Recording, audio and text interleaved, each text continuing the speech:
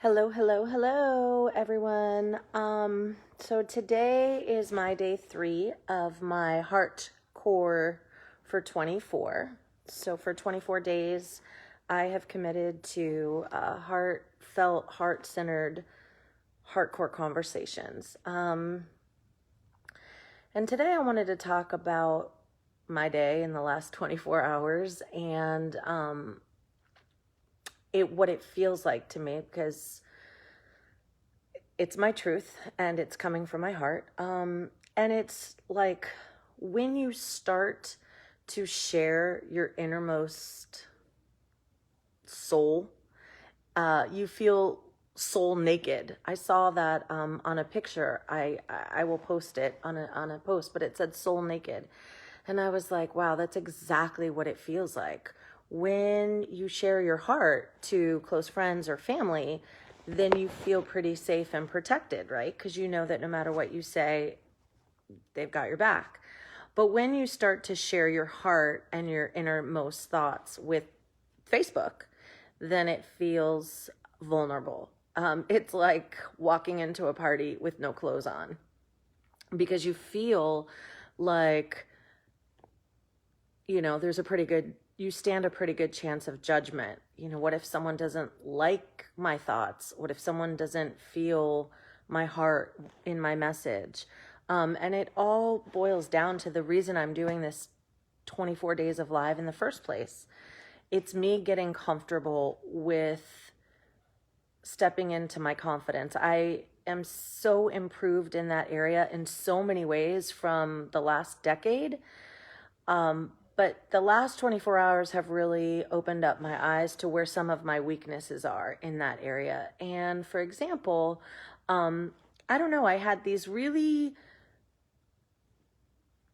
confrontational conversations in the last 24 hours from people that I haven't spoke to in a really long time.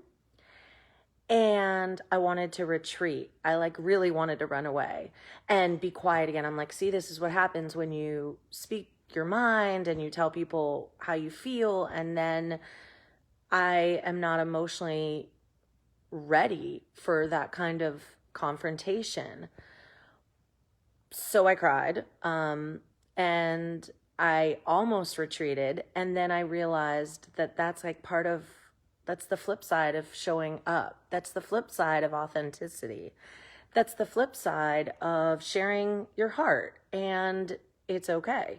And so, what my husband and I talked about today is kind of my need to develop that soul armor, that spiritual emotional armor, where I can speak my truth and speak from the heart and be raw and real, and know that, there will be resistance, and it's okay to listen to resistance. It's okay to know that not everybody's going to like what you have to say, or that not everybody's going to resonate with what you have to say. And you can handle that. You could not be defensive. You could not be confrontational, and you could just accept the different vibrations that someone else is offering you and say, okay, I have a spiritual armor that allows me to speak my truth and also welcome all sides, all opinions. You like me or you don't, in either way, I'm so okay with myself that I can handle your judgment, whether it's judgment that is on my behalf or judgment that speaks against my truth, and it doesn't mean we have to agree, but what it means is that I don't let your opinion of me rattle me to my core, that I don't let other people's, if other people don't validate my opinion, then I'm able to still stand strong in my truth and not question my own truth and go, oh my gosh, there were people who didn't agree with what I was saying. I should probably really question what I believe in. Am I right? Am I wrong? Should I change my mind? Because you feel like if people disagree with you, then what you're saying, might not be your truth. And so I will honestly say that that has been the case for a lot of years of my life, especially when I didn't love myself as much and I was not as confident. And although I have grown exponentially in my love for myself and my confidence, I still find that when I think people don't agree with something that I have to say, or they question me, or they judge, that I automatically, my default is to question myself. I put the burden on myself and I say, oh my gosh, what about your opinion? Was it right? Was it valid? Are you thinking correctly? And that is where my growth comes in. That is what I am currently working on, is that feeling of, hi, Monica, that feeling of, okay, I see that you and I don't see eye to eye on this, or I hear what you're saying. You do not resonate with the information I'm putting out there. And that's awesome. Let me hear about your opinions and let me hear about your thoughts. However, this is still what I believe. And that integrity of standing firm in your rawness at all cost, and the ability to be stable, even when you feel the pressure of not being understood or validated, or when you feel judged by other people. So it's a journey and I'm working on it and I'm okay with that. But like I said, it definitely feels like it feels like my soul is naked. So it feels like I'm in the room and I'm the one with no clothes on. Because let's face it, that's, we have layers on our soul, just the same way we have layers over our body, layers of beliefs, layers of clothing, layers and layers of things that keep us from our innermost point. And when you come on a platform like Facebook and you start sharing daily, here's what's in my heart, here's what's on my mind, there's always that fear that, what if I'm misunderstood, or what if I'm if I'm not loved for my beliefs. But that's part of growing up. That's part of like adulthood. And so I'm learning to step into that discomfort and be like stable emotionally in the discomfort, knowing that if I'm real to myself, if my message comes from a really heart-centered place, if my soul is being called to speak out on whatever it is the topic is, then it's right for me. And that's my focus. What do I need to put out into the world? Knowing and trusting that my message will, be delivered to the right hands.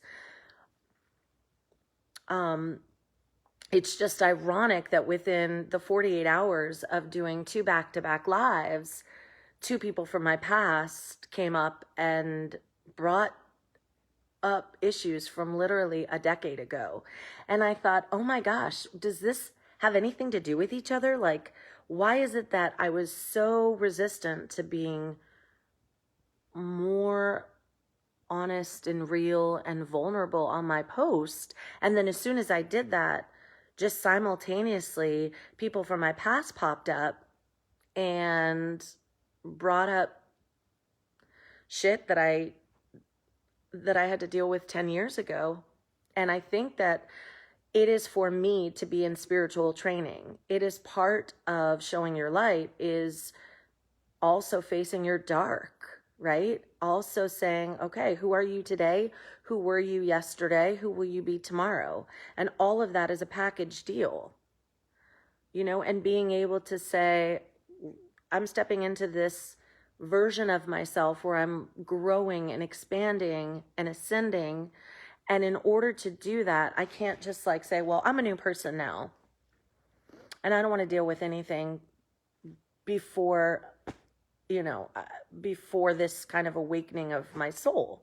No, it doesn't work like that. Part of how you wake up into your confidence, into your self-love, and part of how you practice what you preach is to take that along on your journey and say, wow, let me deal with all the crap that's energetically still taking up space in my life or in my mind.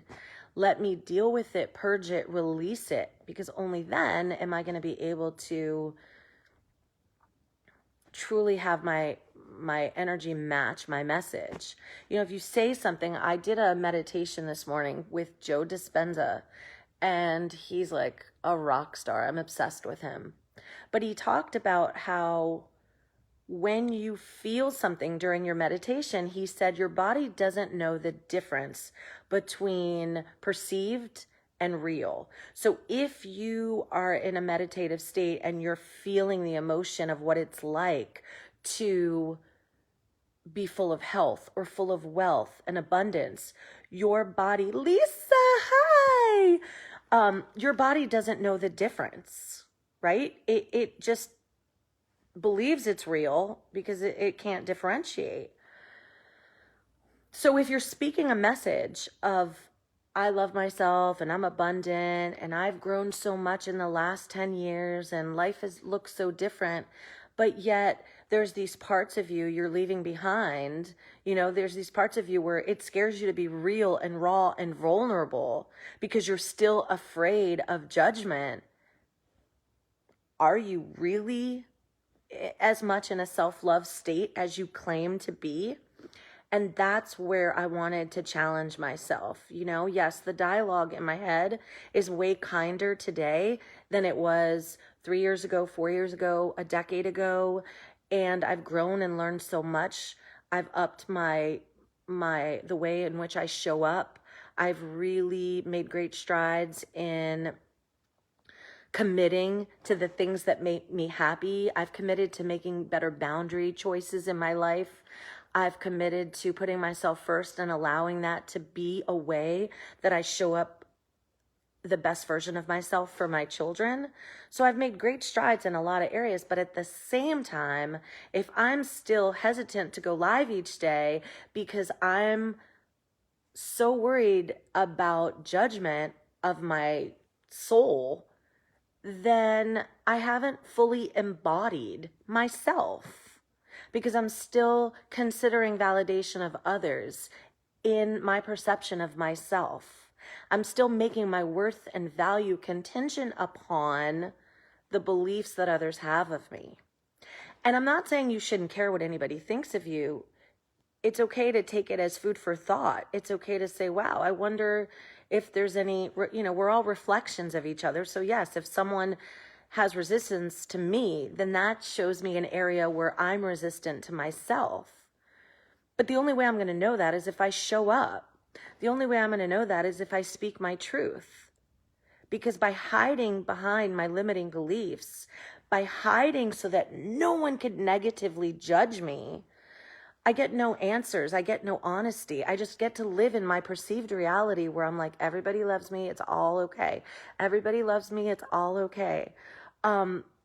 You know, but if I really want to know the truth of my existence, of my reality, of my spirituality, of my beliefs, if I speak the talk of self-love and confidence, then the true test of that is, okay, you show up each day, you are vulnerable, you're raw, you're real, you're authentic.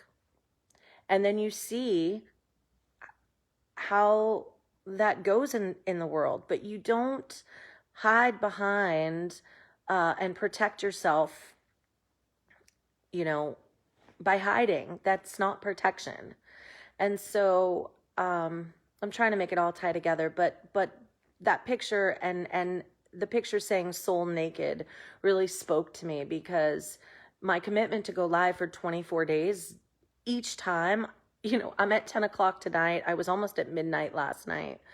And I feel like I wait till the very end of my day because I want a quiet corner. I don't want anybody to hear me. I have to think about what I'm going to say, and I have to overthink what I'm going to say. And, you know, is this message the right message?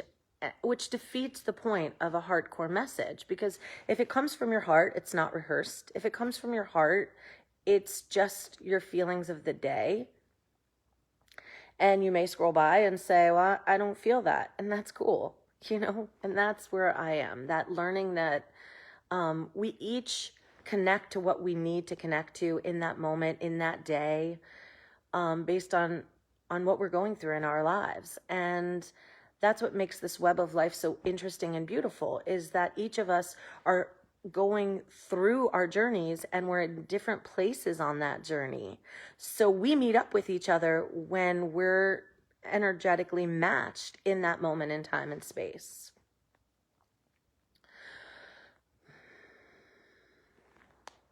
So I'm learning and I'm growing and I'm better than I was all the days leading up to today, and I'm not as good as all the days of my future. And that's an awesome thing, because it gives life purpose. It gives you a reason to like rock on the next day, because you're like, there's still more to work on. I still can do better. I still want more. And that's your fuel for persevering and for trying and for working on yourself, you know? And so my fear of judgment, I'm only going to get over that by putting myself in a position to be judged. The more I come on here and say, okay, well, let me have it. You like it? Tell me. You don't? Tell me. You don't care? Tell me. And the more I get that feedback and the more I know, then the less afraid I am, because it just becomes comfortable. You know, you're not cloaked anymore. It's like once you walk around naked a few times, you feel comfortable naked. But the first time you do it, you feel like every eye on the planet Earth is watching you. Even if you're home alone, you know, you're like, this doesn't feel right. But as you become more comfortable with your soul or with your body or with your mind, then the discomfort starts to feel fun. It's not uncomfortable anymore. It's more of like, yeah, this is great. And I'm on day 3, so I still have 21 days to go. But I'm proud of myself, because I looked at an area of discomfort and I thought, okay, I'm transitioning to an online business. I just wrote a book about my heart and soul and life. And now I'm not sharing the realness of me with the world. So how does anybody know what to expect from me? So hopefully these daily videos that I do will increase my confidence. It'll give me a little bit of soul armor. It'll train my emotions to settle down and know that it's not the end of the world if someone likes me or doesn't like me. And to understand how to really harness all of it. What you like about yourself and what you don't. What people like about you and what you don't. And to just really say, this is all of me. I have good things about me. I have flawed things about me. But as a package, this is who I am. And this is who I show to the world. And I'm growing and learning every day. And we all are. And to just be real with each other is what we all need to do, so that we can stop hiding behind everything, all the bullshit. Just, here's who I am.